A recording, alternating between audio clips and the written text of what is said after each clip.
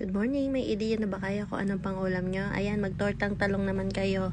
So, ano bang prefer nyo pag nagtotorta ng talong? Ako kasi mas gusto ko yung iniihaw yung talong kasi para nandun yung kanyang smoky taste. Mas masarap yung ganyan kaysa sa pag nilalaga. So, ayan, nag-ihaw nga lang ako ng talong. Tapos, meron akong giniling.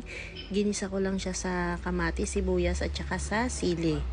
Nilagyan ko lang siya ng asin tsaka paminta. So, ayan. Tapos, isasama natin dyan yung ating inihaw na talong. So, ayan ang version ko ng aking talong. So, na-upload ko na to kahapon kaso nagkaroon siya ng copyright.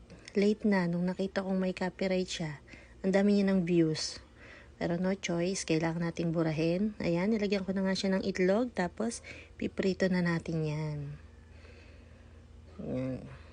Mas masarap yan pag may giniling.